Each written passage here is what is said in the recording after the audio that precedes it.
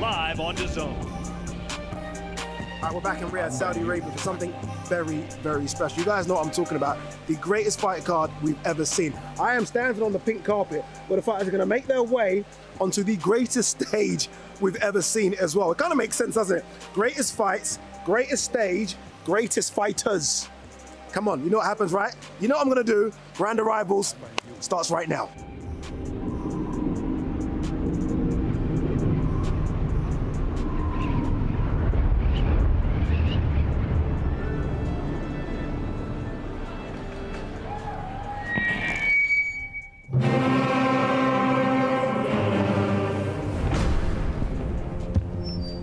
Ladies and gentlemen, tonight we gather to witness an epic rivalry between two titans, where the stage transforms into a battlefield. Let the spectacle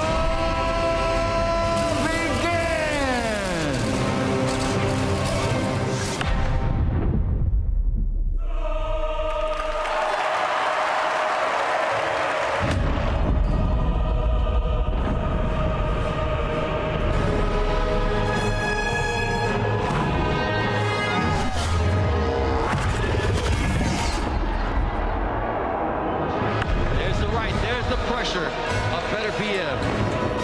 Bivol saying, all right, I gave you a chance. Now this is my chance. Ooh, nice counter, right, left from Bivol, and he sent Beterbiev walking backwards, and now he's on the front foot. Combination punching.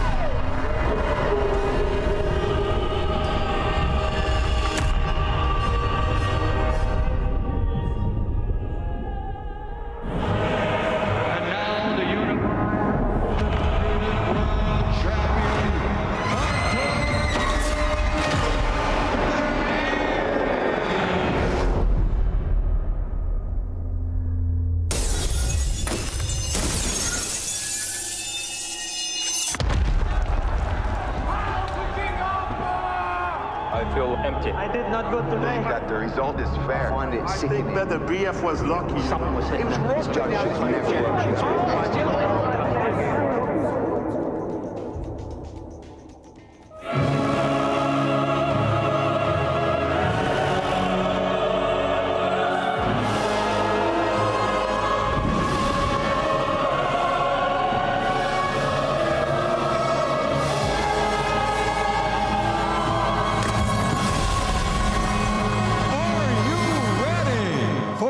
Last Crescendo!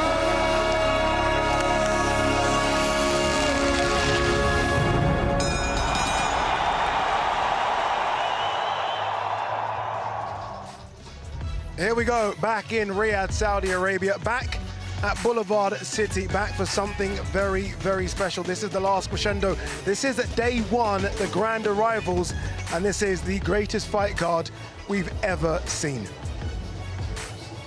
Welcome into the studio, Adi Oladipo alongside Barry Jones, Sergio Mora, and Darren Barker. About to call you the Latin snake there. Darren Barker. We are here for something very, very special. This is the greatest fight card we've ever seen. The setting is the greatest stage we've ever seen as well.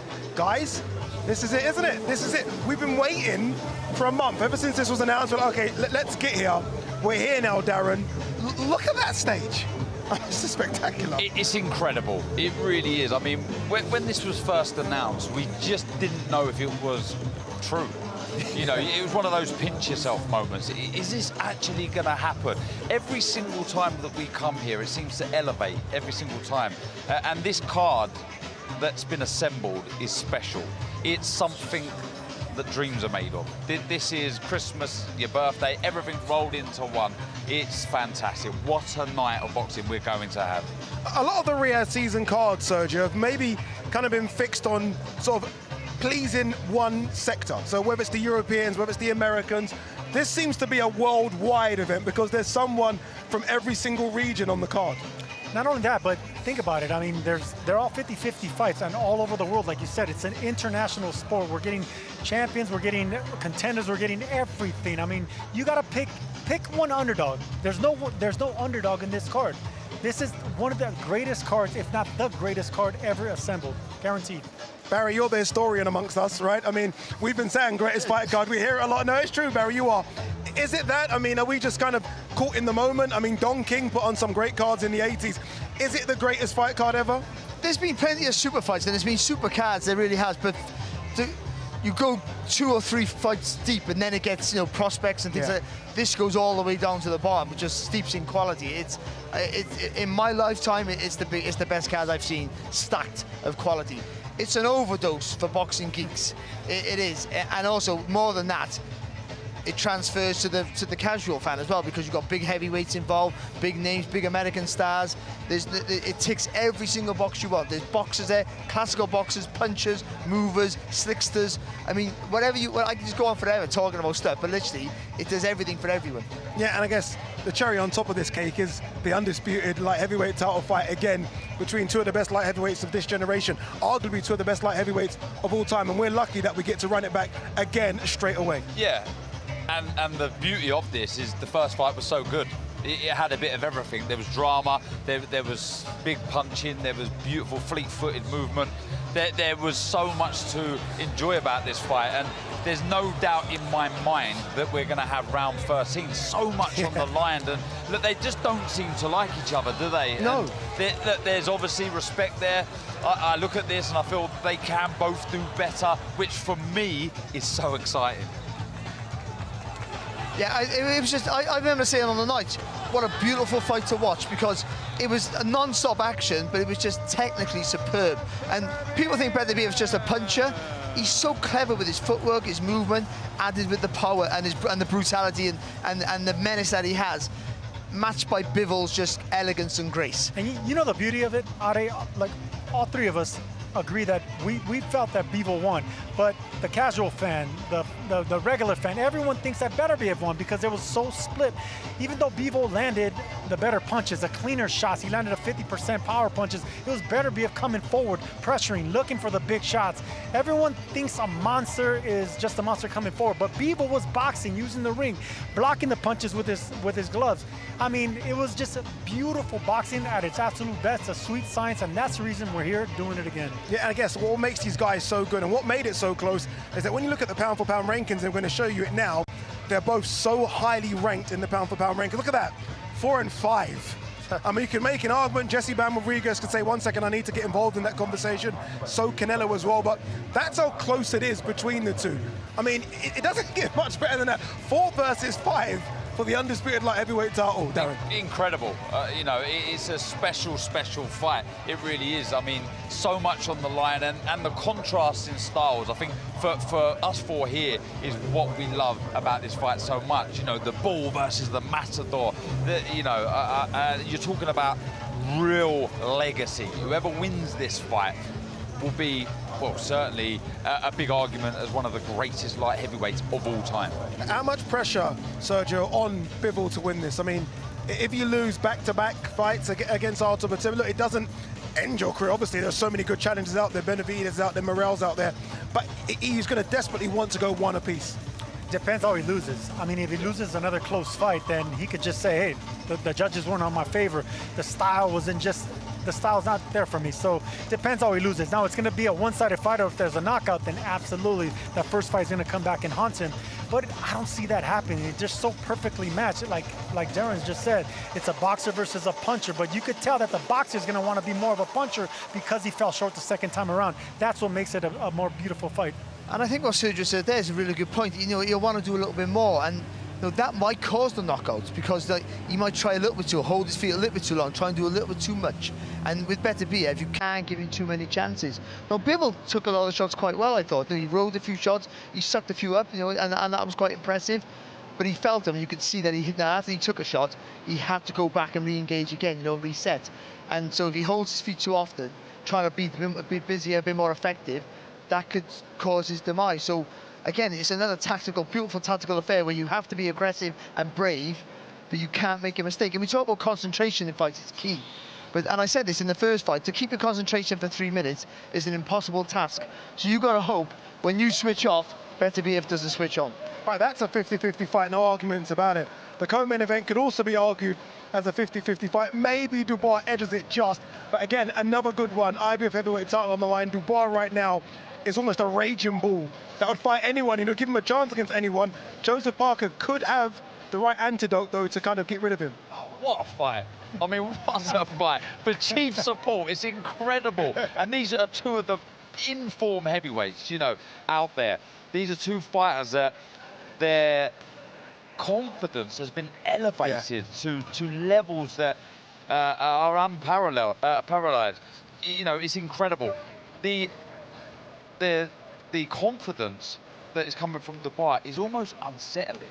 You know, it's freakish, if I'm honest. Like, that win against AJ, even going back before that, the Miller and Hrgovic, has just taken him to another level. And Parker, with his team, he just feels that this is the time. It's mad to think that Parker is only 33 years old. You know, it's incredible. He's been around forever, but what he has now is, you know, lots of top-level experience. So it's a great fight. Sergio, I'm very interested to get your take on Dubois, because in the UK, there was this narrative of him being a bit of a quitter. We saw it against Joe Joyce, he got labelled a quitter, and to some extent against Usyk as well. Did that reverberate over to the States about Daniel Dubois? Oh yeah, no, it definitely did, because there were power jabs. I mean, to get hit with a jab and knocked out by a jab, and you take a knee and you could get up. It's not like you were down, sprawled on the floor on the canvas. No, he could have gotten up. So yes, he had that reputation of a quitter, but whoa, what a comeback. I mean, from coming back from Usyk, because I still believe that was a knockdown. He went punch for punch with Usyk. Then went undefeated Hrgovic. He beat Big Baby Miller, took his 0. I mean, it's incredible. Knocking out Anthony Joshua. Now back to here. It's incredible what he did. So whoever, he shed that reputation of a quitter. He shed that. He definitely did. That's the co-main event. Let's remind you of the fight card that's coming your way as well on Saturday. And look, I mean, it's an incredible card. Ziad Al-Mayyoub kicks things off against Jontas de Oliveira. Mohamed Alakal will take on Angel Gomez, an all-British affair in the light heavyweight division.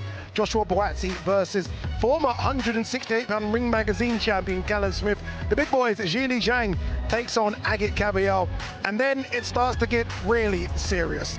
Virgil Ortiz versus Israel Majimov. Carlos Adames will take on Hamza Shirash. Shakur Stevenson will take on young Floyd Schofield. Daniel Dubois, we've just been speaking about him, will take on Joseph Parker. And then it's the undisputed light heavyweight showdown again between Artur Beterbiev versus Dmitry Bivol. Pound for pounder versus pound for pounder. All right, let's get the show on the road. Let's throw it downstairs to your MC, Mr. Thomas Trevor.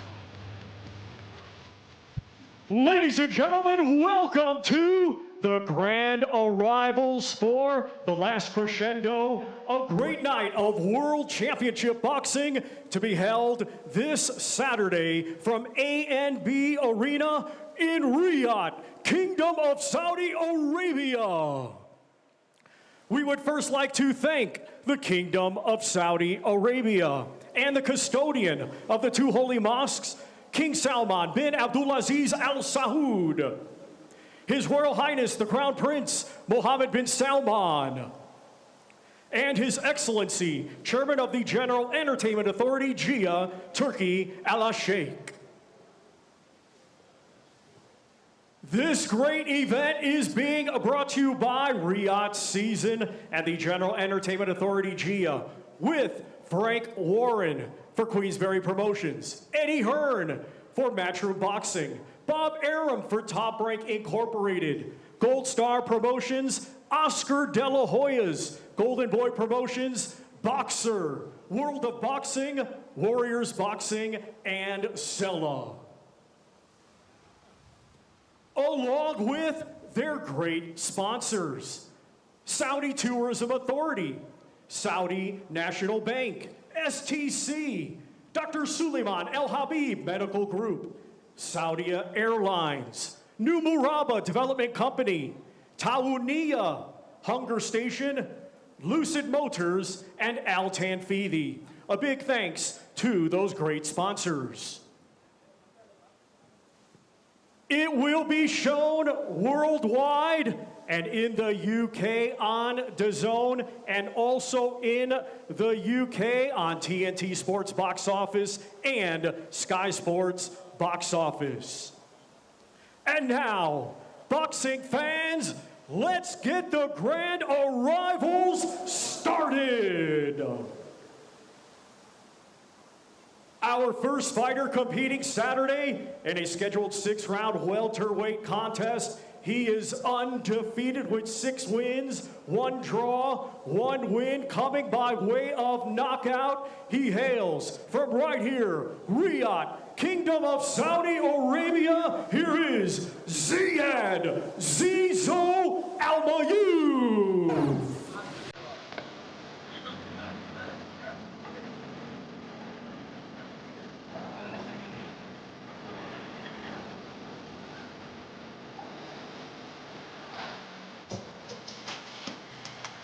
Ziad Al-Mayyouf making his way under, trained by Vladimir Gur. Darren, you spoke to Ziad yesterday. What was his like? What was his mood like? Yeah, do you know what? It seems like he's coping with this a lot better. He was extremely disappointed with his last performance against Juan Garcia.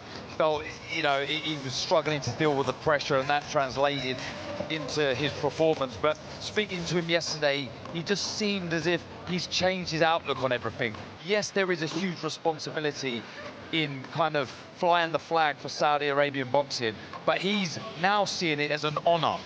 It's a real honor to be able to do so. And he said he's been working technically on a lot more on defense, moving the feet, moving the head. He said it's something that he's used to doing, but for some reason he doesn't do it on fight night. So I'm excited to see what he is calling the second coming of Al-Mayyouf.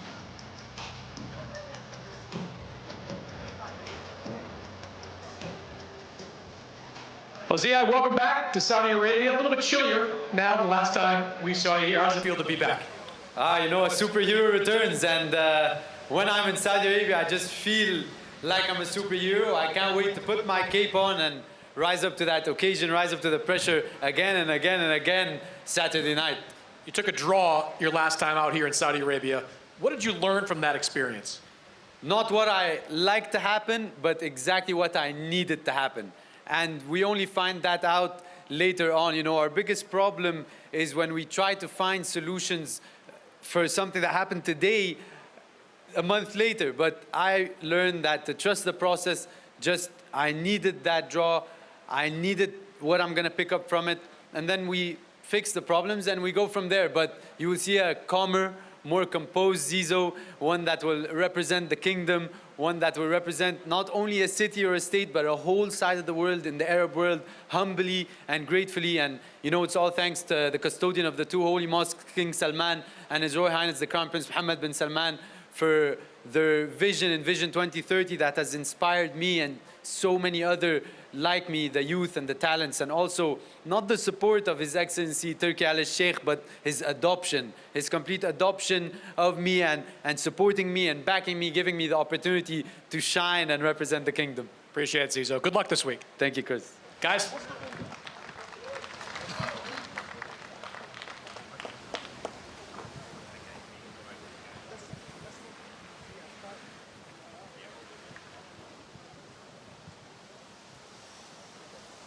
Our next 2 fighters will compete this Saturday in a scheduled 6-round super featherweight contest. We will first welcome a native of Chinandega, Nicaragua. He is now fighting out of Bratislava, Slovakia, and he is a veteran of 53 professional bouts. Let's welcome Angel El Cohete Gomez.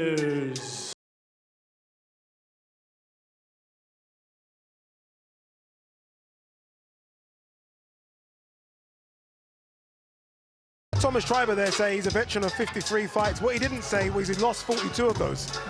So he is a proper journeyman, but he doesn't often get stopped. He's a journeyman that knows how to go to the distance and knows what to do, knows how to survive. I like this matchup for Ziad. Yeah, I think so. You know, it's an interesting fight for him where, you know, he'd have a chance to all these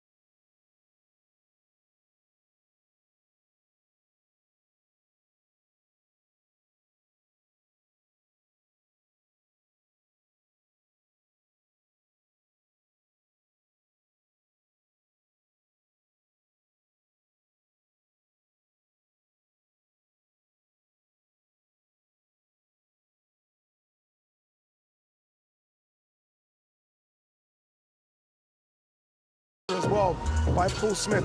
Really like him. He looked good last time out, didn't he? Oh, mate, what a massive improvement from him. He looked good his first fight, but a massive improvement from that fight to his last fight, where he was holding his feet, still kept the speed, he wasn't jumping around a lot. The patience he had, the quality of the work that he produced, he looked fantastic. And now he doesn't look like just like a fanciful boxer. He looks like a box puncher here. So I think, you know, he's found himself already in his career. And there's a lot of big talk about him, and I wasn't quite sure after the first fight, but after that second contest, I can see why they invested in him, because he looks like a real talent.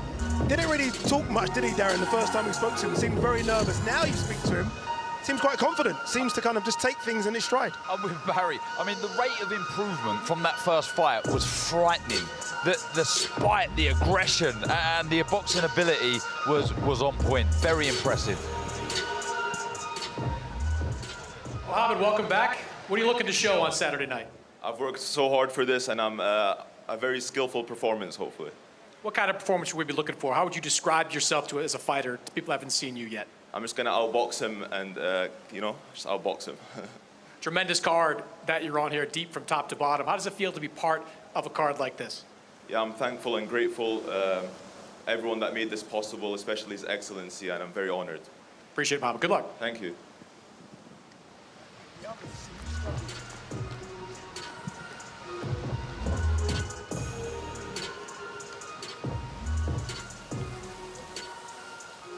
Our next two fighters competing this Saturday in a scheduled 12-round contest, and it'll be for the WBO Interim Light Heavyweight Championship of the World. We will first welcome the challenger from Liverpool, England. He has a professional record consisting of 30 wins, 2 defeats, 22 of those 30 wins coming by way of knockout. He is the former Ring Magazine champion and former WBA super middleweight champion of the world, Callum Mundo Smith.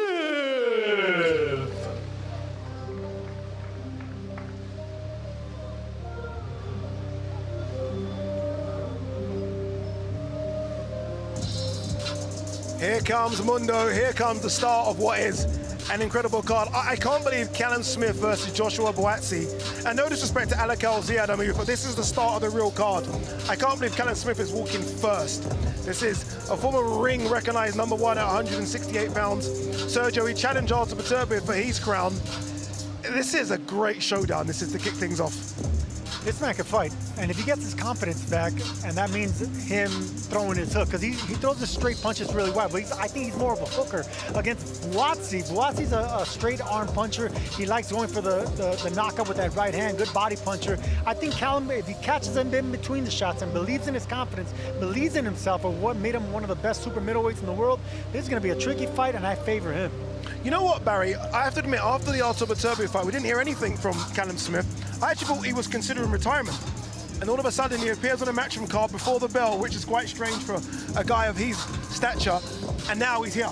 He's still a world-class fighter. I think he's still got plenty left in the locker.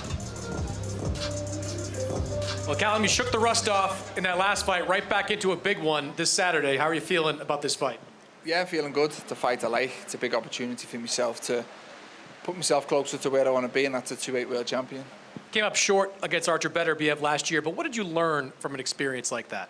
I think you just learn from all your fights, and I think losing kind of magnifies areas where you need to improve that a little bit more. And I come away from it, assessed it, looked at reasons why I came up short, and I feel I've improved in certain areas, and I'm a better fighter because of it. Been a very respectful promotion so far between you and Josh Buatsi. But what is this fight going to look like on Saturday? I think it'll be a good fight. I think stylistically we should gel pretty well. It's not personal. I've got a job to do. He's got something I want. He's got an interim world title that puts me closer to where I want to be. So say I go in there this weekend, do the job, and I believe I'll come out on top. Do you like these domestic fights a little bit better, give it a little extra juice? Yeah, they're good. It obviously gets the public's imagination that little bit more with it, both being from the same country, but regardless of who it is, it's not the opponent, it's what he's got and where I want to be. So yeah, it's a big opportunity for myself. Appreciate it, Cal. Good luck. Thank you.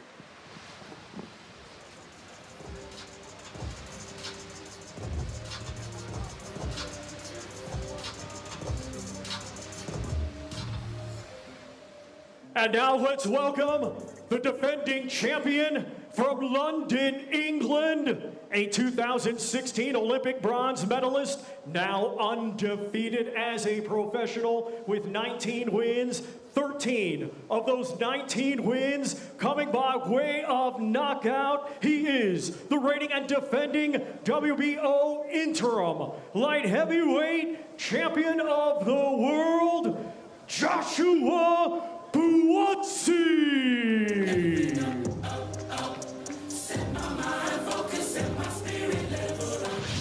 Become so adjusted physiologically. It's a scientific fact that these people have the best lung capacity of any people on the planet.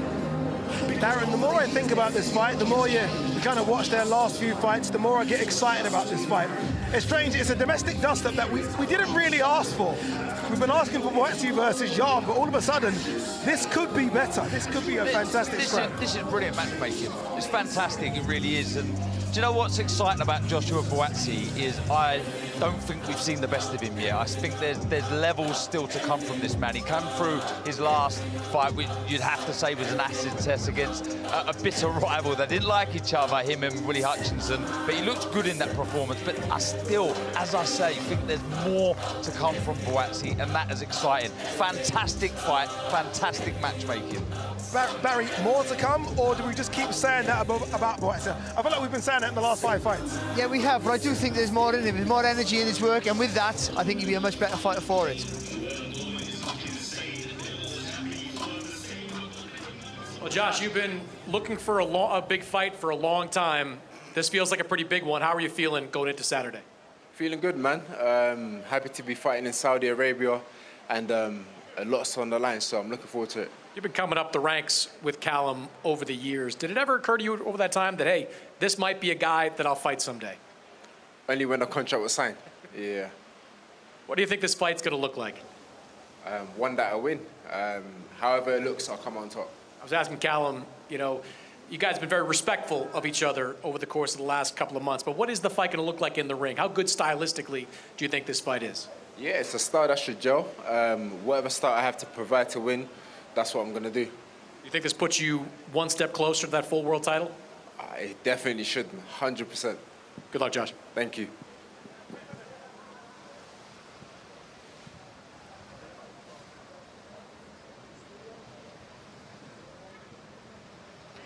Buatsi and Smith, very similar to the guys in the main event, Beterbiev and Bivol. They don't talk too much, but they fight. They give you fights, Barry, right? They're not going to trash talk. It's not them. It's never been them.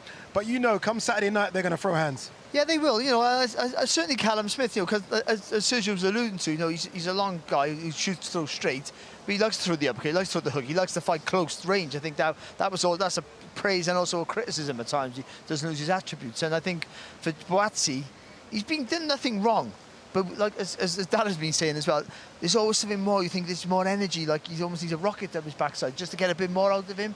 And I think this is the fight he's going to need to do that, because he shows how technically good he is, you know, and he can be spiteful at times, but I still think there's more energy to come. Those kind of attacks, if he can do that, then he becomes a very hard man to beat. And why I feel a little frustrated sometimes is because when he does fight like that and he lets flurries of shots go, he's one of the most exciting fighters out there. He really is. He's a big puncher. He takes a great shot. Very exciting. Has he maybe missed the opportunity? And what I mean by that is, I think he was in line for the winner. All of a sudden, there's this monster Mexican-American called David Benavidez, who seems to have jumped the queue a little bit. Is that the kind of narrative in America, that Benavidez has jumped the queue? It is, because Benavidez is knocking people out, and that's what makes him a monster. Buatsi has the power. He has everything going for him. He has the Olympic pedigree. The thing about Buatsi is he needs to check his technique. Whenever he starts getting over-aggressive with his power, his chin is up in the air. That's when he gets caught. That's when he gets in trouble, like we saw with Hutchinson. So if he minds his defense, if he knows how to follow a strategy and fight behind discipline and a long jab, use that reach and set up that power, that's what's going to set up the powers. I mean, that's what's going to set up the knockouts. So Buatsi has it all. He just needs to put it together. One of the biggest question marks going into this fight, Barry, is where is Callum Smith, right? As he was walking on stage, you said, no, still a world-class fighter. Why do you think that is the case? I just think there's a bit left in him. Again, I'm not quite sure. And I think this fight will certainly tell us. Yeah. No, because how much of the Beterbiev fight take out of him, of course. But I think there's a bit left in him. And going up him, because he struggled to make super middleweight for so long. Still looks massive for light heavyweight. He does, but I think that half a stone gives you a whole new lease of life. And so I think there might be a few fights left in for him. I am worried that if Buatsi can find that energy that we're talking about, that he might find it quite hard, and you're going to have to test that. But give him space and give him time to do his work.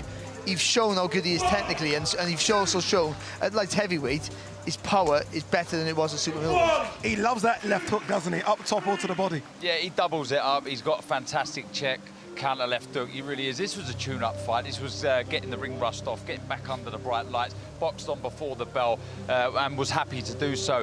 What I love about Callum Smith and what I'm hearing from Callum Smith is the ambition is still there. It's as strong as it's ever been. He's got a new goal now, and that goal is to be a two-weight world champion. Interesting. In terms of the split, 50-50, 60-40, what are we doing? Is Buatsi favourite just? Where are we? I would go 55. 55-45. Yourself, Sergio, Buatsi just a favourite? Well, listen, if Smith is an underdog, he's a live underdog, and I'll bet on him because I think Smith has another run at something great. Yeah, yourself, Az? Yeah, I agree with Sergio, but I think you have to make Buatsi the favourite because he's the fresher of the two. Okay, all right, let's get the show back on the road. We're getting to the heavyweights now, so let's throw it downstairs to Thomas Schreiber.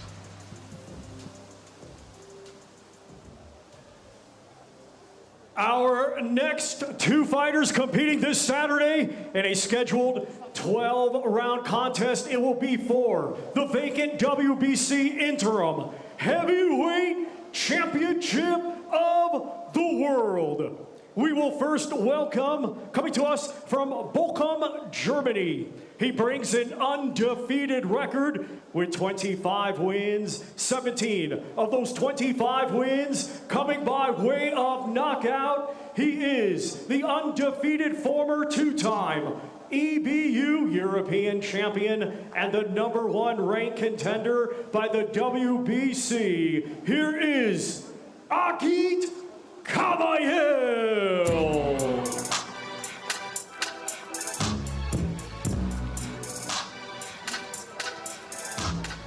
I think of all the guys in the top 7 in the heavyweight division, I think Agit Kabayel is probably the most underrated.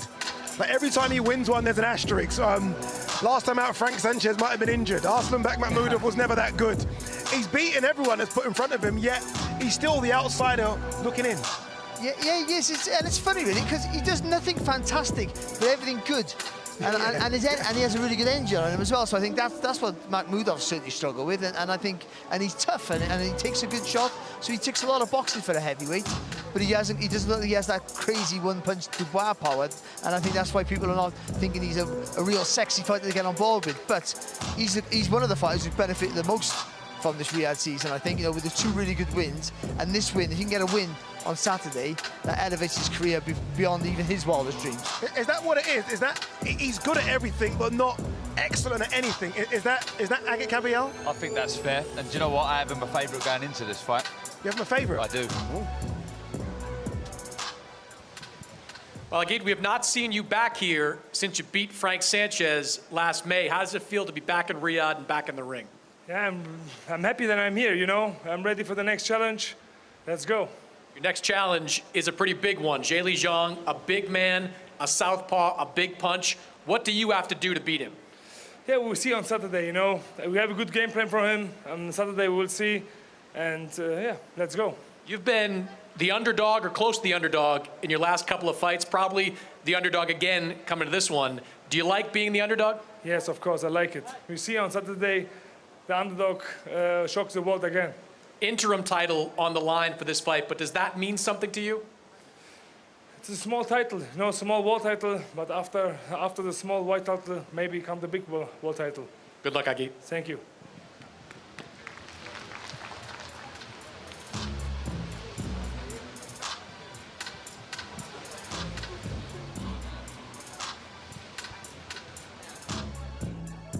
And now let's welcome, fighting out of Bloomfield, New Jersey, USA, by way of Shenzhou, China. a 2008 Olympic silver medalist, now has a professional record consisting of 27 wins, 2 defeats, 1 draw, 22 of those 27 wins coming by way of knockout. He is the former WBO interim world champion and the #2 ranked contender by the WBC. Here is Zhale Big Bang Zhang. Bang you. Bang, got me a stupid man. Bang, better know I'm a money man. Bang, can't chat to me man. Bang, I'm on a real big man and talk bang. You know what, I went back and watched Zhile Zhang versus Filip Hrgovic the other day, and the reason I say that is because I thought Zhile Zhang might have been unlucky not to get that win, Sergio. So you look at the run that he's been on. So Hrgovic, a couple of wins against Joe Joyce, who was unbeaten at the time, put Joseph Parker down a couple of times, stopped Deontay Wilder. This is a very dangerous 6'6", 20-stone heavyweight. 6'6" southpaw. The guy has a mean right hook. I'm telling you, that this is the thing about Zhang. Anytime you have a left-handed fighter that has a big left hand and has that right hook, he just knows how to set up fighters for punches they can't see coming. Zhang is a special fighter, even at 41, because heavyweights, they can fight into their older age if you have that power, if you have that Olympic pedigree. That man has both. Yeah, I guess the only problem has been his stamina. That's the reason he didn't win against Joseph Parker, because the batteries ran empty after 8 rounds. He's the best 20-second fighter in the history of the sport. I mean, but he's technically very good as well. Let's not forget that. But again, he can maintain that energy.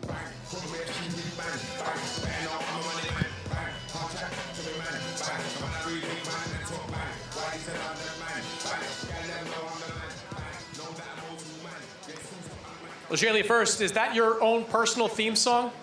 这是你自己的主题歌吗 Yeah. 1, 2, 3, 4, 5, 6. I bang you. I got that one. Last time you were here, you scored a knockout win over Deontay Wilder. How big was that win for you? 上次 KO 维尔德对你来说意义重大吗？意义重大，代表着我又重新回归。从3月份输给帕克之后，然后6月份又击倒威尔德， Big Bang 又回来了。It means a lot. After the Joseph Parker lost, it means that I'm coming back. Big Bang is here. You got a very different opponent in front of you on Saturday. Caballero, more of a mover than a puncher. What do you have to do to beat him? 卡巴耶尔可不一样了，跟维尔德，他是移动型的、灵活型的。你需要做什么准备呢？不需要做什么，不需要做什么。他用什么战术，我用什么战术克制他。Whatever he brings to the table, I have an answer for him. At 41 years old, you still feel like you have a lot left in the tank? 41岁了，感觉还能打多久呢 ？I don't know. 直到我打不动为止。现在我很年轻，状态一切都非常好。I don't know how far I can go, but as of right now, I'm feeling great. I'm feeling very young. Good luck, Zhale. Thank you. Bang you. Bang, got me a stupid man. Bang, better know I'm a money man. Bang, can't chat to me man. Bang, I'm on a real big man and talk bang. Why he said I'm the man. Bang, tell them know I'm the man. Bang, know that I'm old man. Yes, who's not on microphone stand. Our next 2 fighters competing this Saturday in a scheduled 12-round contest, and it will be for the WBC Interim Super Welterweight Championship of the World. We will first welcome the challenger from Khiva, Uzbekistan, a stellar amateur with over 300 victories. He now has a professional record of 10 wins, just 1 defeat, 1 draw, 7 of those 10 wins coming by way of knockout. Here is the former WBA Super Welterweight Champion of the World, Israel, the Dream Madrimov.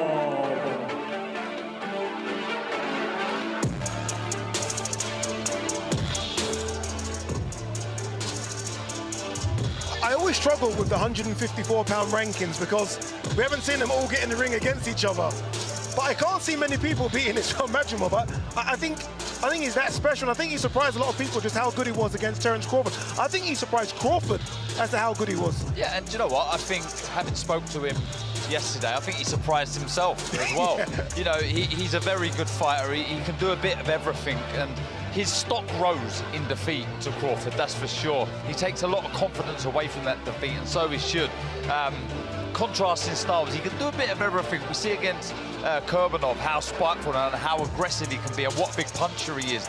And we've seen in times and in patches he's a very good sharp boxer as well. So there's lots of strings to his bows. Confidence is high.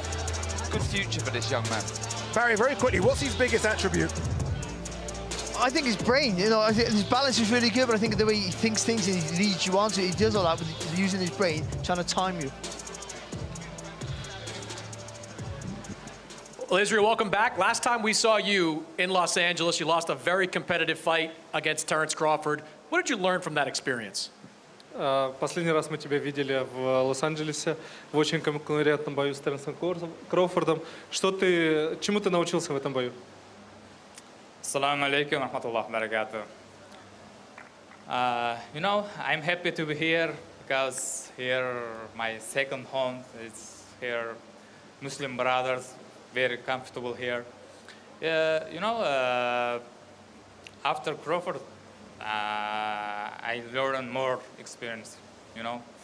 And then I want this fight is better show for everybody. Got a young, tough opponent, Virgil Ortiz, in front of you on Saturday. What kind of fight are you expecting? Против тебя будет молодой, очень агрессивный боец. Что нам ожидать в субботу? Какого вида боя? Yeah, it's top fighter because we are going this challenge, you know, after Crawford, big challenge. I have the plan, inshallah, for Saturday. Inshallah, show plan when in the ring. You lost that title to Crawford, your world title. How important is it for you to get a world title back? Ты потерял свой титул в бою с Кроуфордом. Насколько важно для тебя вернуть снова титул чемпиона мира? Конечно, это важно. Ну, я думаю, я достойно бой проводил против Кроуфорда, и много болельщиков знал про меня. Well, I think, yeah, it's important to get the title again for me, but at the same time, you know, I show myself with the Crawford fight, and many fans knows about me after that, so maybe it's also important for me. Good luck, Israel. Thank you so much.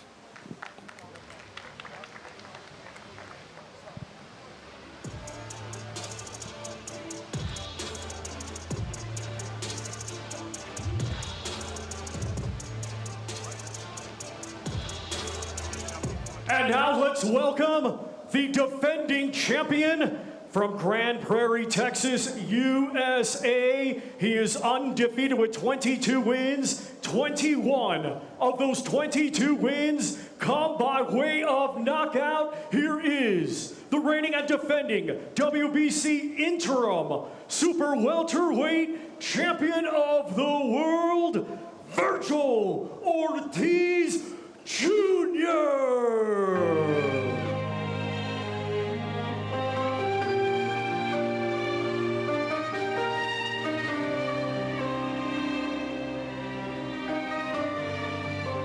Neither man in this fight taking a step back from their most recent performances. Majimov, Crawford, go straight to Virgil Ortiz. Virgil Ortiz, Boychuk, go straight to Majimov. That's what we want to see. No backward step, straight to the next challenge. This is a tough challenge for Virgil Ortiz, Sergio. It is a tough challenge, and Boychuk was a tough challenge. But the thing about Virgil Ortiz, he learned from that fight. He got dropped twice. I mean, if you ask him, he says it was a slip, but we know he got dropped. We want to see people that are accustomed to doing the punishing to get something in return, see how they're going to react, how they're going to face that adversity. And he will be facing adversity against Majimov, and it's not going to be because of power or size. It's going to be because of footwork and angles. That's what Majimov brings to the table. Ortiz is going to need to have to discover a new chapter in himself, and that's what makes this fight so intriguing. What I love about Ortiz, Barry, he says he wants all the tough challenges. He wanted Terence Crawford, then he said he wants Boots Ennis, then Fundora, and on the plate now is Majimov. That's someone that talks the talk and walks the walk. Yeah, and if he gets this win, like he did that, and continues to win, then he will get the opportunity to box people like Crawford. They'll have to fight him. I think that's what he's trying to do, knock down the doors until they have no choice. Well, Virgil, you've been waiting for a big opportunity, a big fight. You're finally getting one here on Saturday. How are you feeling going into this week? I'm very motivated. I'm very excited to be out here in Saudi Arabia, Riyadh. You know, it's a blessing to be out here, the blessing to be on the biggest card of all time, and I'm ready to put on a good show. You said you're very motivated. What's behind that motivation? You know, well, first title defense against a very good opponent, and you know, it doesn't get better than that. Got a few fights now at this weight class, 154. Has that made a difference? Do you feel settled at this weight? I feel good. I feel really good at this weight class, and you know, I'm willing to stay here for a long time. If an opportunity comes up at 160, we'll take it too. But you know, we'll just see what the future holds. You know, it's a great fight. Could it be a main event anywhere else, of course, and you're part of a big, big card here on Saturday. What does it mean to you to kind of be part of this kind of card? It means a lot. You know, I feel honored to have been chosen to display my skills, you know, here in Riyadh, you know, across the world, you know, and it's, you know, it's just, it's indescribable, honestly. You got Madrimov in front of you. He had a competitive fight against Terence Crawford last time out. When you watch that fight, do you see things that you can exploit in his game? I mean, yeah, me and Crawford are obviously different fighters, you know, so different approaches means different chinks in the armor, but, you know, we always find a way. You always find a way to make it physical out there, too. You already know. Good luck, Virgil. Thank you.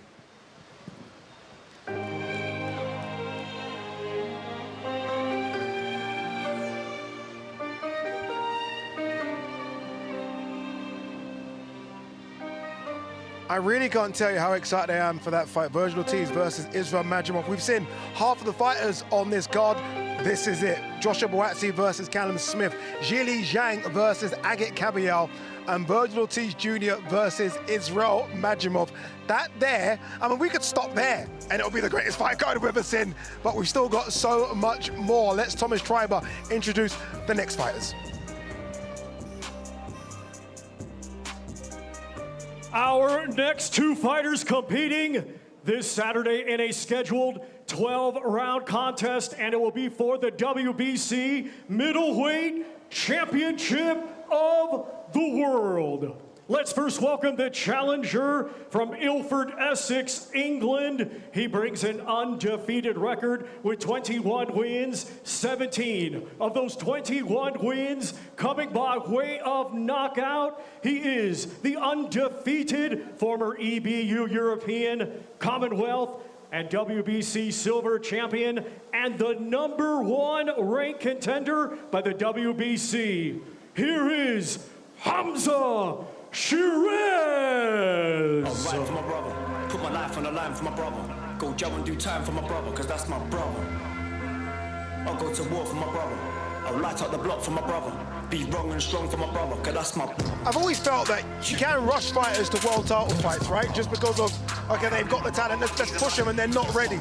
I feel like the way in which Hamza Shiraz has been slowly pushed, Ammo Williams, Tyler Denny, is almost like, is this perfect for him now? The timing couldn't be better. Sometimes things have to align for you, and they have for him, because now he understands who he is, what he is, and what range he has to box at. Being so big and tall is such an advantage. You don't have to use it, just a big target to get hit. He understands what he is now, so he can. That's why he's good with the uppercuts, he's good with the long shots. He doesn't get his feet too close. He can suffocate you behind that long jab. He's become an all-rounder, Darren. You're spot on, Ade, with this is the right time.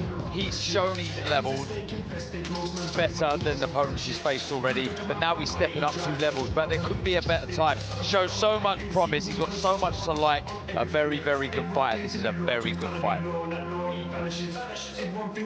Well, Hamza, you've been calling for this opportunity, for this world title shot. You finally get it. How are you feeling going into this fight? Yeah, alhamdulillah, I'm feeling blessed. I can only thank His Excellency, I can only thank Frank Warren, Spencer Brown, and yeah, I'm looking forward to it. There are a few other champions that were out there, at least a couple other champions that were out there. Why was this the right fight for you? Because after the Ammo Williams fight, I was #1 contender for the belt, so it only made sense. Carlos Adames has a lot of experience. What do you need to do to beat him on Saturday? Just do what I do. Do what I do, stay disciplined, stay focused, and just enjoy myself, really. I know you want to win, get your hands on that title, but how important is it to you to put on a show on a stage like this? Yeah, massively, massively. Listen, Riyadh season, what His Excellency is doing for the sport, it's our duty to entertain. So, yeah, hopefully Saturday night I'll put on a great performance. Good luck, Hamza. Thank you.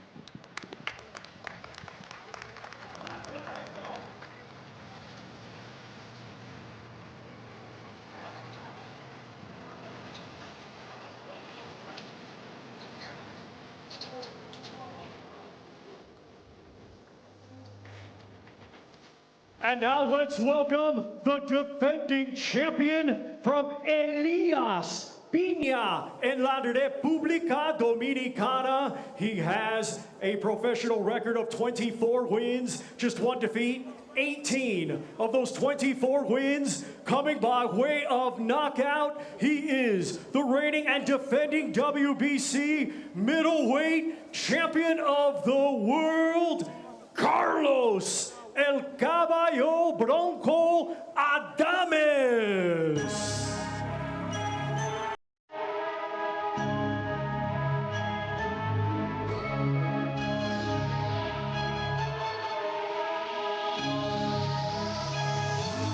Sergio, this is a title that it felt for so long was being held captive by Jamal Charlo. Like no one could get that belt, and Jamal Charlo just simply wasn't fighting. Finally, Carlos Adames has been upgraded, if you like, to the championship status. But you look down the record, and the Derevyanchenko win's the one that stands out for me because Derevyanchenko gives every single person hard work. And I feel like we saw something different from Carlos Adames in that fight. And listen, yes, that was an impressive win, but the one that stood out for me was J-Rock Williams. J-Rock Williams was a difficult, tall puncher. Adames is good at fighting short fighters or tall fighters. He carries that power well. I mean, this is a serious fighter that no one wanted to face. That's the reason Charlo was avoiding him. A lot of middleweight fighters were avoiding him. He's the truth. Finally, he's on this big stage, and Hamza is going to have his hands full, both hands full with this man. Very quickly, Darren and Barry, who's favourite in this fight? Oh, I really can't split him. I mean, look, he's the reigning champion. Don't fence it. Who's favourite? I'm struggling. This man, as Sergio said, is a real handful, but so is Hamza Shiraz. If he can get it right, he can win. If this man gets it right on the night, he'll win. He'll defend his title. It's a fantastic fight. Okay, that's what we call fence sitting on DAZN. Very quickly before we throw to Chris, Barry, who's favourite? Well, Carlos, your first Riyadh season experience, how has it been going for you out here? Tu primera experiencia en Riyadh season, ¿cómo te ha ido? Bueno, mi primera experiencia, primeramente me da las gracias a todas estas personas que nos dan cita hoy. Me siento muy contento y agradecido que Dios me trajo con mucha bendición y mucha salud aquí. Estoy feliz de estar aquí y más de brindar un gran espectáculo. I want to thank all the people here for coming to see me. I want to thank God. I feel very happy here, very content. I'm ready to make a great fight on Saturday. When you got the call to face Hamza Shiraz, what was your initial reaction? Cuando te llamaron para pelear con Hamza Shiraz, ¿cuál fue tu primera reacción? Presentía que iba a ser mi siguiente víctima. Siento que ellos piensan que puede ganarme, pero como sé yo que no es así, sabía que me iban a llamar para esto. Since before they even called me, I thought it was going to be my next victim. And I feel like they think that they can beat me, but they can't. You say your next victim, you're pretty confident that you can be the first guy to hand this guy a loss. Tú dices tu primera víctima, se ve que tú eres muy confiado, que tienes la confianza para poder ganarle a este hombre. Soy el mejor 160 que han podido ver en la actualidad. I am the best current 160. What do you have to do to beat him on Saturday? ¿Qué tú tienes que hacer para ganarle el sábado? Solo quitarle la cabeza. I only had to decapitate him. Good luck, Carlos. Thank you.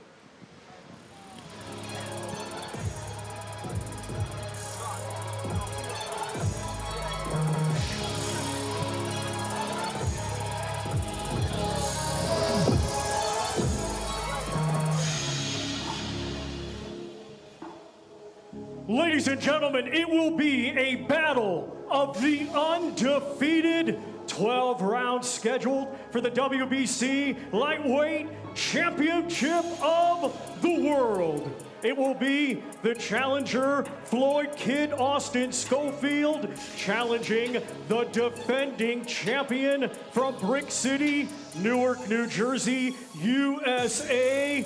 A 2016 Olympic silver medalist, now undefeated as a professional with 22 wins. 10 of his 22 wins coming by way of knockout. He is a three-weight world champion and the reigning and defending WBC lightweight champion of the world. Here is Shakur Stevenson.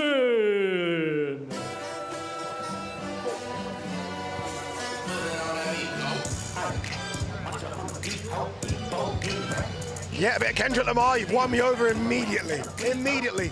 freeweight world champion. Almost sometimes feel like that's forgotten when we talk about Shakur Stevenson. We forget that he's already achieved Hall of Fame status. The freeweight world champion. He's only 27, and there's so much more to come for him, Sergio. And a silver medalist at that. This man reminds me of a fencer in his upper body, but a cheetah lower body. It's hard to hit, and he's in, he's out, he's a little bit of everything. That's the reason he's a headache, and no one mentions his name. No one at lightweight mentions his name because this man is the goods. I mean, how can you want to be in there that someone you can't even touch? You can't even hit him with a fistful of rice, like they say. That man is special. I've never heard that, but it makes so much sense. A fistful of rice. Is he the best lightweight in the world? I'm not quite sure. It's probably one of the most stacked divisions in the world right now, so he's in the conversation of that. But he's a brilliant fighter. He really is. Those are two men on the fence, Barry and Darren. Yeah, two fence sitters. I don't know what's going on. I'm not sure. Well, Shakur, you fought all over the U.S. Now you get your first fight here in Saudi Arabia. How are you feeling about this experience? I'm ready. I'm ready to capture the moment. I'm focused. I put in a great training camp, and it's my time. Last year was a tough year for you. Just one fight, had the hand injury. How eager are you to get your career back on track? I'm ready to show the world that I'm a superstar. I think I'm one of the best fighters in the sport of boxing. The world will know February 22nd. What do you think people can expect on Saturday? You said what? What do you think people can expect on Saturday? They can expect the best fighter to show out. That's what I'm going to do. Good luck, Shakur. Got you.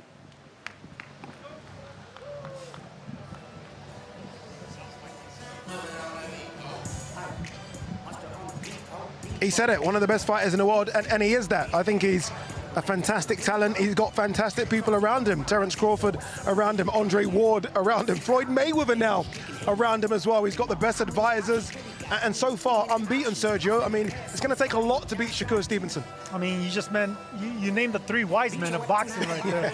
It really is incredible. I mean, whenever you have those people to look up to, those people in your ear, and you already have the natural God-given gifts that you've been blessed with. I mean, very special talent, and fast feet, fast hands. Yeah, this guy's the goods. How much of a problem, though, is the hands? I mean, we say fast hands. Look, we know he's coming off hand surgery.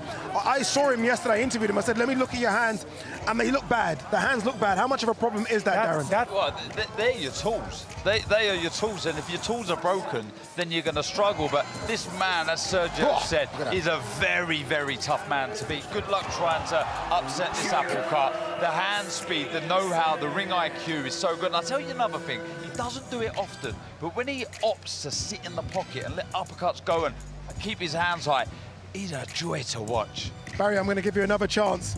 Is he the best lightweight in the world? He hasn't proved it yet. That's what I'm saying. I mean, at super featherweight, he beat Constantine and Oscar Valdez. You know, that was fantastic. But as a lightweight, he hasn't proved it yet. He has the ability and the skill to beat it.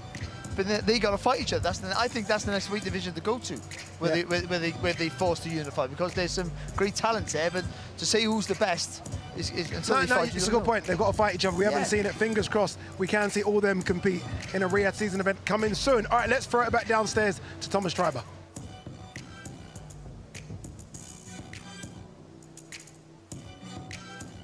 Ladies and gentlemen, our main event this Saturday, scheduled for 12 rounds. It will be for the IBF Heavyweight Championship of the World. Let's first welcome the challenger.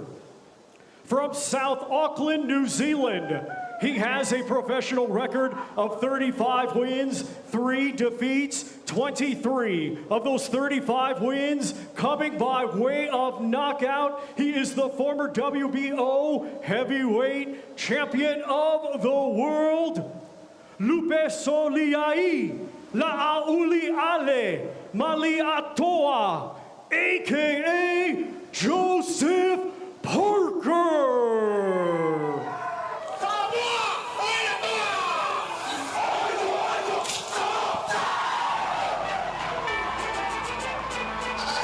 Now, because of how nice he is outside the ring, I think sometimes people forget just what a killer he is inside the ring. And if it wasn't for this little break that he's had, I mean, he's on a run of form as well. Beat Wilder, beat Zhang.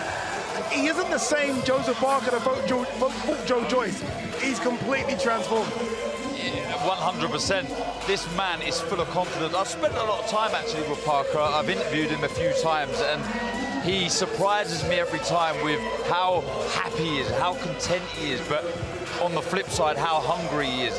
He alludes to the team that he's got around him, and that's just elevated his confidence to another level. Look at this man. This is a man who's comfortable in their skin, comfortable with their abilities.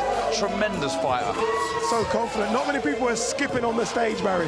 No, he's confident because I think for the first time in his career, however much ability he had, even though he won a world title, and he understands it more now. He's better for it. He understands that he can be brave, he can slip inside the target and work away, and his engine's fantastic. Well, Joe, you certainly got some good energy coming into this fight. How are you feeling going into it? As you can see, I'm happy, I'm excited, and I'm looking forward to Saturday. You know, you've had a real turnaround over the last couple of years since that loss to Joe Joyce. What are the biggest differences in you since that defeat? Listening to Andy, listening to George, and applying what I've been learning in camp and in training in the ring. And it's pretty simple. Go out there, believe in yourself. I have confidence, and I'm going to prove to everyone that you can always come back from a loss. You've been a world champion before. What would it mean to you to be a two-time heavyweight champion? It'll be so special. I think champion of the world, Frank will be there, Spencer will be there, we'll all be there celebrating. You're fighting a guy that has a lot of momentum too, in Daniel Dubois. What do you have to do to win this fight?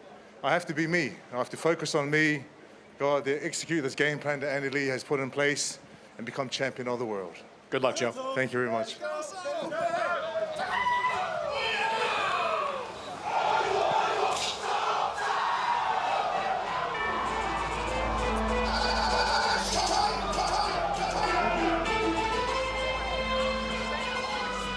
And now let's welcome the defending champion from Greenwich, London, England. His professional record consists of 22 wins, just 1 defeat. 21 of his 22 wins coming by way of knockout. He is the hard-hitting, reigning, and defending IBF heavyweight champion of the world, Triple D, Daniel Dynamite Dubois.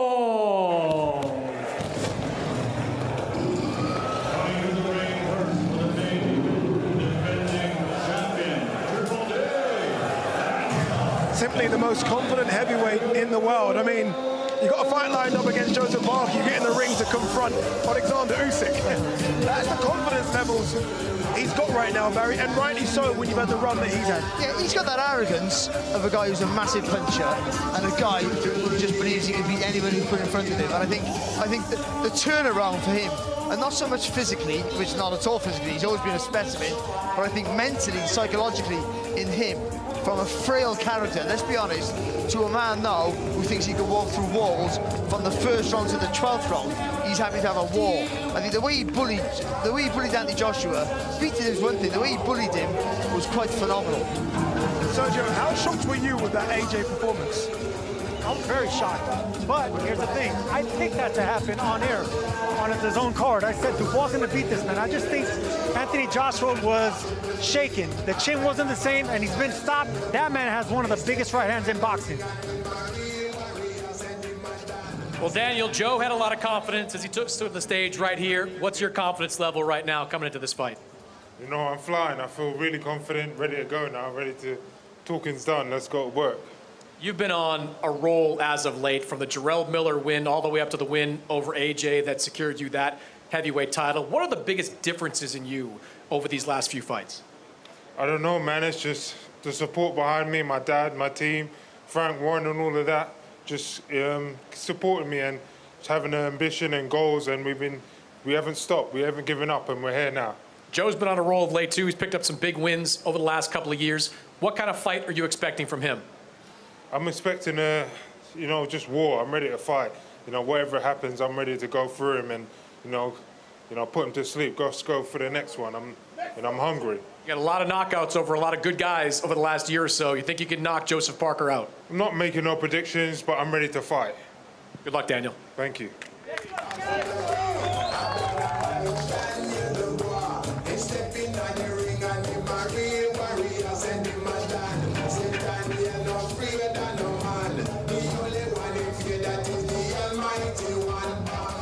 Great chief support, that one. Daniel Dubois versus Joseph Parker, IBF heavyweight title. Shakur Stevenson versus Philip Schofield, member WBC lightweight title. And Carlos Adames versus Hamza Shiraz, WBC middleweight title. Title. All title fights coming your way this Saturday live on DAZN. Dubois versus AJ. Look, credit to you for picking Dubois to win. I think people did pick Dubois to win, but not like that. I mean, Dubois won pretty much 99% of that fight, Darren. A truly incredible performance when you consider the stage of it as well. 90,000+ at Wembley. AJ, the favorite. AJ's going to fight Fury next. It's all lined up. And Dubois just completely knocked down those plans. Yeah, he ripped up the script, didn't he? And do you know what he's developed from that win is a superstar aura. There's this aura around Daniel Dubois now. I've said it numerous times, unsettling how confident he is now. And why shouldn't he be? If performances like Miller Hrgovic and then AJ can't give you that, that real self-belief, then what can? And now, he's on to bigger and better things, dare I say. He's striving for massive fights. He wants that return with Alexander Usyk, but as we've said, he's got a tough task in front of him, and informed Joseph Parker, who, like Dubois, truly believes in himself.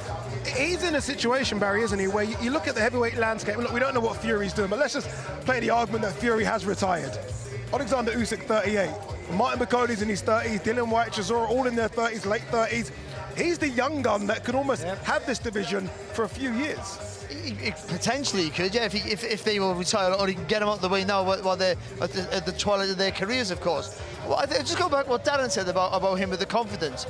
Not just beating AJ, and not just the way he did it, in front of 90,000+ people. And if you've got any sort of mental frailty, that's gonna suffocate you. And he never. And I think that's the biggest shock for me. And I think he is going to be a hard man to beat for anybody. In a 13-month span, 13 months, he went from Usyk, and I think he still knocked him down. That was a body shot. No. Usyk, Hrgovic, Baby Miller, Anthony Joshua, 13 months. That's where the confidence comes from. That's why he's a scary, dangerous man right now. Let's remind ourselves of that AJ fight. A truly incredible performance. I remember him walking to the ring in that black robe, thinking, okay, he's walking here as a man that's going to do business. But it still shocked me just how fast, how aggressive he was. I mean, that right hand there. Another level. We've just done a bit of musical chairs in the studio. You wouldn't notice, by magic, Barry Jones has turned into Andy Lee. Andy Lee. He's got better looking. Better looking and a bit taller. Your boy was skipping on stage. I don't think I've ever seen a fighter so confident, so bashful, so close to a fight. Yeah, he's enjoying every moment. He's an experienced fellow. He's done this a million times, but he does enjoy it. And there's no fear. He knows the work he's done, knows the work we've done, and he's ready to do it in the ring. I'm so intrigued, Andy. I know you're not going to give too much away, but give us a watered-down version of what the game plan would be. Because obviously we know that Daniel Dubois punches so hard and his feet are very quick. Is this a case of being a little bit variable with the work of Parker? Before you answer, a very watered-down version. No. I'll be completely honest, as I always am, because at this stage it's too late to change anything anyway. It's a delicate balance between not trading with him, but also making him respect you and not giving him too much momentum. And Dubois relies so much on his jab for range. If he can land a jab on you, he's very comfortable and very confident in his work.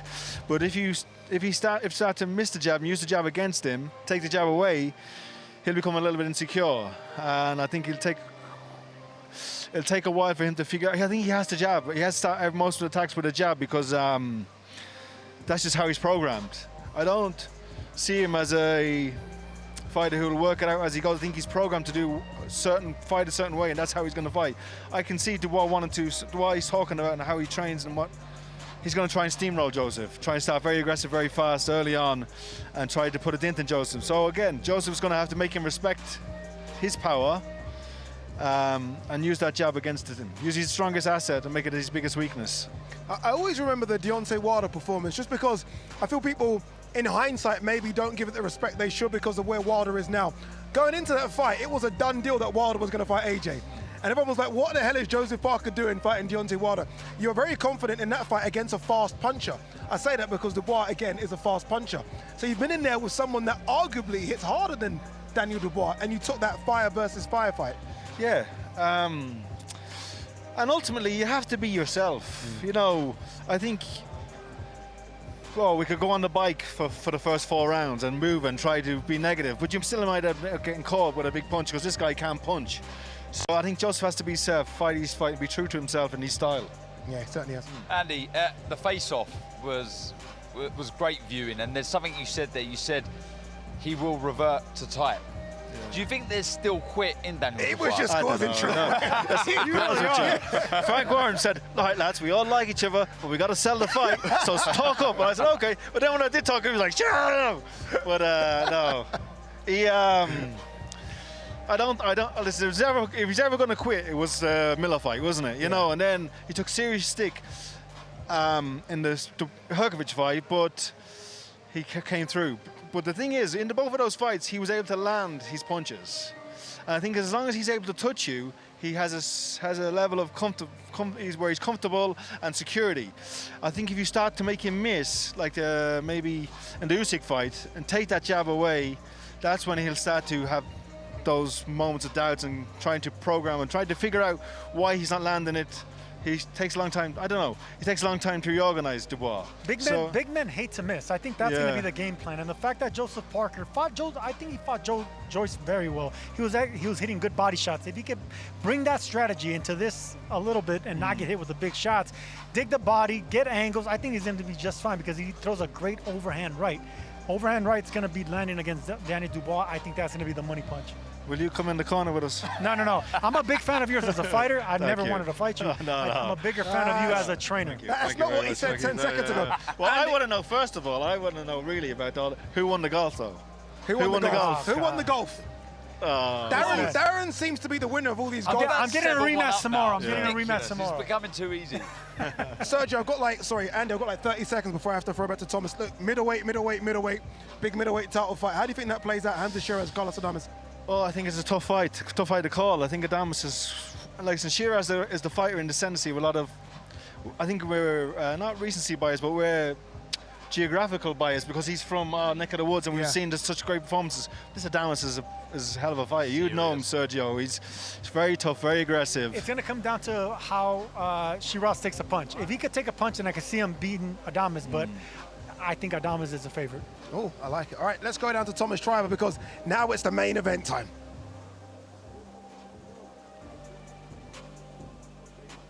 Ladies and gentlemen, our highly anticipated main event is a rematch scheduled for 12 rounds, and it'll be for the undisputed light heavyweight championship of the world.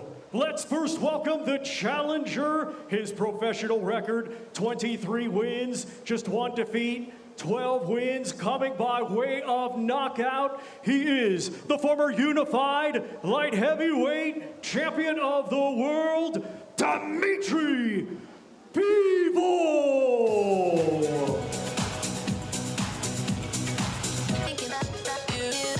It really is an incredible main event. Artur Beterbiev versus Dmitry Bivol, two pound-for-pounders, two of the best fighters on planet Earth. It really is an incredible fight week as well we've got for you on DAZN, and we have you covered every single step of the way. Hello, people. Me again. Fight week on DAZN is non-stop action. Access all areas of the biggest fights. That's fantastic. From grand arrivals and weigh-ins. I'm not here around, I'm here for war. To open workouts and pandemonium at the presses. You wouldn't have been so much pain. All analysed by the biggest names in boxing. I'll end this. Get him out of boxing, it's over. That and so much more, even before the bell rings.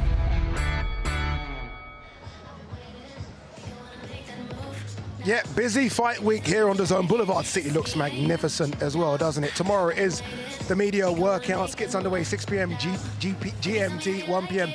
Eastern time. Thursday, press conference. Friday, it's not there as well, is the weigh-ins. Busy schedule on DAZN. And then Saturday, fight night, 3:30 GMT, 10:30 Eastern time. Loads coming your way on DAZN this week. You know what else is coming, don't you? April 5th, Queensbury have joined the DAZN team. 47 years of promoting boxing. What a ride it's been. Oh, was 23 years old at the time. I got an invite from the Boxing Board of Control to take a licence out. Back then, it was all run by the cartel. We have a new promoter in British Championship Boxing, Frank Warren. People liked it, I think, the fact that someone was taking the cartel on. I've never been afraid about shaking things up and working with new media. This is a bit of a dream come true. Pay-per-view, satellite TV. Very proud of Amir. What he done was fantastic. Bringing shows in from America Live. I've been lucky enough to promote some of the biggest names in boxing. I'd like to thank Mr. Frank Warren for having me over here. Just when you think it can't get any bigger, my mobile rang. We get this call from His Excellency Turki Al-Sheikh. Off we went to the races. I'm as competitive as my fighters, and I fight for my fighters. I'm always looking for the next challenge, and I know there's one there now. Queensbury arrives at the home of boxing, DAZN, multi-year deal, let's go. This is a company that is devoted to boxing. They have a worldwide platform. And for us, that is very, very important to do what Queensbury is doing, to be expanding and building, working together for the betterment of boxing, as I believe it will be. Queensbury and Matchroom both on DAZN. This is getting a bit too friendly between you two now, isn't it? Good show though, April 5th, all heavyweight showdown as well. Yeah, you happy with that? Good, very happy with it. We are. Yeah. We are. It's going really well. Tickets are flying, and we're going to have a fantastic night of boxing. Yeah, should be good at the Co-op Live, obviously headlined by Dillian White. Should to see Dillian White back against Joe Joyce. All right, let's talk about this. We hear the Last Crescendo. You know, look, you two are obviously a lot more experienced in terms of big fight cards. Is this the greatest fight card we've ever seen? I mean, we keep talking about it. Don King put on a few big ones in the 80s. Is this it though? Over the years, I mean, I've been out to Vegas and seen some really big cards, but for quality, for every fight, 50-50 fight all the way through, nothing like it. Eddie? Yeah, I just feel that every fight on the card can headline with each of their respective networks, promotional companies, in any market in the world. Like, you've got British domestic classics, you've got World Heavyweight Championships, you've got Brits going for world titles like Hamza. You know, you've got fights like Ortiz against Madrimov, you've got heavyweight, you know, grudge matches. I mean, it's just like, you've got even Shakur against Floyd Schofield now is wild. Like, the whole thing's wild. So I just said earlier, like, if you're a fight fan, this is really, I think, the greatest night you'll ever watch. You may never see anything like this again. And if you're new to the sport, you're about to fall in love with it. I'm just sad that you're finding this as your first show. Don't expect this every week, might please. not get this every single week. You get This absolutely spoiled. Yeah, this is a bit of like a Super Bowl. You don't get Super Bowls every week in the NFL. Hamza Shiraz, your guy. This is obviously the biggest night of his life, coming up February 22nd against a very good champion in Carlos Adames. How's Hamza been? Look, he's really up for this, and this is a big moment for him. He's done everything that's been asked of him as yet, and he's going in with a very, very good quality fighter. He's not getting an easy job here, but he's got to be at his best. And if he is at his best, I think he's got a great opportunity to win the title. It won't be easy, and that's what makes it such an exciting fight, because I know that their styles will gel, and out of that you're going to get. I think you're really going to see something special. But I believe he can win the fight. I think he has the skills to do it. I think he's got the mindset to do it, and I hope he does it. We have a couple of 6-rounders to open the show, but the main fight to kick off things is Callum Smith versus Joshua Buatsi, which sounds crazy to me, because that would headline the M&S Bank Arena, it would headline the O2 Arena. It headlines this, or opens this. How's Callum? He's great, you know, another Matchroom Queensbury matchup, and, you know, I think that it's a real domestic classic. I think when Callum lost to Beterbiev, I kind of wondered, was there a fight out there that was going to motivate him to come back? You know, he'd won the World Championship at Super Middle, the Ring Magazine Championship, fought for the unified light heavyweight World Championship, and Buatsi was the perfect fight to do that. If you can't get up for a domestic classic like that, you never will. And it's an intriguing fight. You know, I think Buatsi, if we see the Buatsi that performed against Willie Hutchinson, I fancy Callum Smith to stop him late. But he's a very good fighter as well, sometimes a little bit hot and cold. What's Callum got? I mean, again, a fight that can headline in Liverpool, a fight that can headline at the O2. And what is it, kicking off the night? Kicking off the night. At 6:45. I mean, it's amazing. I mean, you know, 2 Brits in there, again, competitive. It's for the interim, isn't it? Yep. I mean, it's, you know, everything's there. The winner of this is the mandatory. So they've got everything to go for. Be a brilliant fight. My fight of the night, and look, no one's asking me, but I'll tell you anyway. Virgil Ortiz versus Israel Madrimov. It's one of those where you kind of gone back and forth. You can't call it. Virgil against Boychuk, maybe lucky to get the result, the nod on that one. I thought Madrimov looked fantastic against Crawford. It's a tough one to call. The styles all gel well in this because against Crawford, both guys are really good movers. Like Madrimov, although he's strong and punches very hard, he's got great footwork. Yeah. So has Crawford, and then they negated themselves a little bit in that fight. Ortiz is all action. He throws a lot of punches. He's a big volume puncher, and you've got to be active against him. And when he's active, Madrimov's really dangerous. But it's another pure 50-50 matchup. You know, that's one really for the hardcore fight fans. Two world-class fighters, but that is a brilliant 50-50 fight. And you've got to think of the fight he had with Crawford. I mean, I didn't think there was anything in that fight, to be quite honest. And what he's learned from it, the experience, knowing what the level he's at. Ortiz is a very good fighter. And again, he's got fight written all over it. These two guys are top quality fighters. Do you know what, as well, I think, so this is a little bit of a hardcore topic of conversation, but travelling over here for the first time fighting, if you've been here before, if you've had the experience, it does play a part. And I think that's a benefit to Hamza. You know, all of a sudden, Adames comes in. You've got the BFC check weight, which is throwing a lot of international fighters. You know, Madrimov's boxed here before. Ortiz is coming around. I'm hearing all the teams, you know, oh, where's the car? Where's the... They're turning up here tonight going, what is going on here? Others that have experienced before, it does play a part. It does make a difference. That's why being part of a big promotional company that can give you the experience on these cards, put you in a great position for when crunch time comes. And it could be the difference. Crunch time's coming for a lot of these on Saturday. Your boy's got crunch time as well, Daniel Dubois, who's looked so far, I mean, he walks over crunch time. It means absolutely nothing for him. He's on an incredible run. Joseph Parker, another challenge. That's a main event anywhere in the world. That's chief support. Well, it is. And, you know, you look at it, Daniel's on a roll. He's brimming with confidence. He really is up for this fight. I've never seen him so confident about himself in all ways, not just as a fight, you know, as in the ring, but outside the ring. He's changed a lot since that fight he had against Usyk. And you got Usyk, who's the free belt, holding 3 belts, what unified the belts. He's #1 in the world. Tyson's retired now, so you've got the #1 and the #2 fighting each other to fight the #1 for the 4 belts again. So there's a lot on the line here. This is a magnificent fight. Joe's on a roll. Former world champion. He's full of confidence as well. Just talking with him over there, he's brimming with it. I've never seen him look so well. He looks big as well. What I mean by big, he seems to. Yeah, he's put on the muscle, and he's put it on. So I hope I can see what his tactics are going to be in this fight. But this is a great fight. I mean, it's a fantastic heavyweight fight, and he knows, and he says, Joe. And I believe what he's saying he will have to do. He's got to take the fight to Daniel to take it out of him. And Daniel only knows one way to fight, and that's go forward. Oh, it's a so great you're fight, going to get irresistible force against an immovable object. Something will give eventually, and it will be so exciting whilst it lasts. Always does in the heavyweight division. Eddie, you're neutral in this one. Which way are you going on it? I said in a couple of interviews earlier, like, Daniel's done so well. I really like Daniel. I think he's a really funny guy to be around. I think he's actually got a great personality. A lot of people haven't seen all of it yet, but I think he's when you've achieved what he's achieved, he's had those wins, he's got that money, he's been to Brazil for a couple of months. Sometimes you can go one or two ways. You know, it can go to your head, or you could go to another level through that confidence. I think he's a confidence fighter, so I actually think it's probably the latter.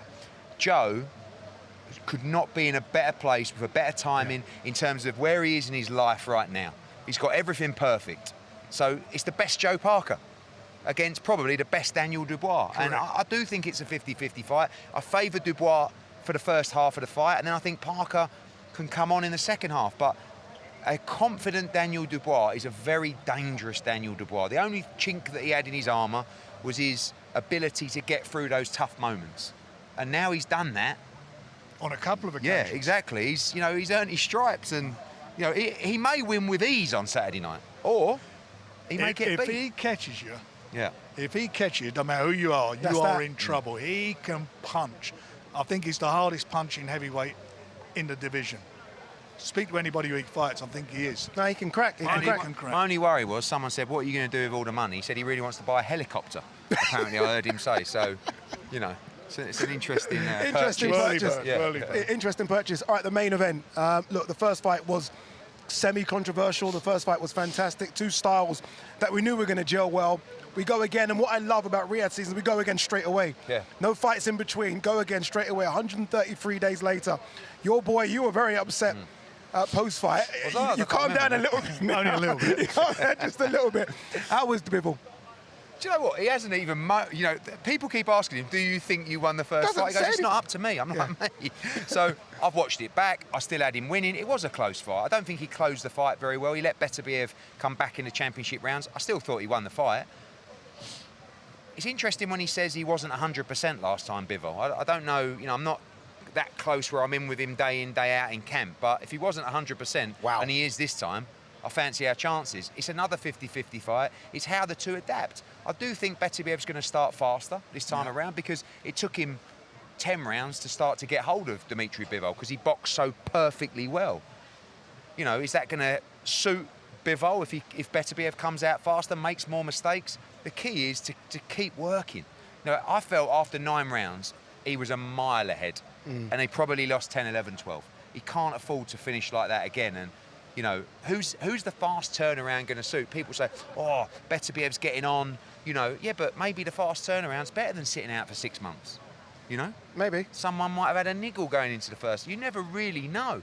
But it's another all-time classic. Frank, go on. You're the neutral in this one. Eddie's... I thought last time, I thought he won it, Bivol, and then I watched it back and it was much closer than I thought it was. Having said that, I still thought he nicked it. I fancy Beterbiev this time, and the reason I say that is I think the latter rounds he sort of got himself into it, and he found the way to get on top, and I think he'd do it this time earlier. So it's almost round 13 as opposed to round 1. That's what I think it will be. But let me tell you, he's fighting a great fighter. It was a fabulous fight. You know, for me as a neutral sitting there, that's boxing heaven. You're sitting there, you're watching it. You know, you've got no skin in the game. You're just enjoying it as a punter. And the punters are going to enjoy it again this time. It's going to be a great fight. I said in the first fight, it's just about putting off, delaying the inevitable against Beterbiev. That's what it felt Do you know what I mean? Yeah. Like, it's like, how long can you outbox him till he walks you down and gets hold of you? And last time, Dmitry did it for 9 rounds. Yeah. He's got to do it for 12 rounds. Or he's got to hurt him in some way. And maybe if he comes out a little bit too gun-ho, but he's got a great chin as well. He caught him a couple of times he did. in the fight. He caught him a couple The problem of shots, is, Beterbiev wants to throw with you. So when you're throwing, it's actually a danger. Do you know what I mean? Yeah. But you can't not throw because he's just walking you down. You can't rely on your feet all the time. You've got to stop him in his tracks. You've got to dent him. Good luck. Yeah. No one dented him yet. You guys should have a show together. That would be quite an interesting show, actually. All right, Grand Arrivals is done. Tomorrow is the media and public workout. Then you know what Thursday is? Thursday's press conference. Friday weigh-in. Saturday's showtime. But before we get to that, we'll see you tomorrow. You can see the time on the screen there, 6 p.m. GMT, 1 p.m. Eastern time. We'll see you tomorrow. The fight card of the century, live on DAZN worldwide, February 22nd, with belts on the line all night, featuring an epic rematch, Beterbiev versus Bivol 2, for the undisputed light heavyweight championship. Undisputed on the line. Dubois versus Parker, defend or dethrone for the world heavyweight crown. Stevenson versus Schofield, superstars battle for lightweight world championship glory. Adames versus Silas, heavy hitters meet for the middleweight championship of the world. Ortiz Jr. versus Madrimov, knockout kings collide for the world super lightweight throne. Zhang versus Kabayel, titans clash for world heavyweight domination. Buatsi versus Smith, battle of Britain eliminator for a shot at the world title. The fight card of the century, February 22nd, with belts on the line all night. Buy now at DAZN.com/boxing.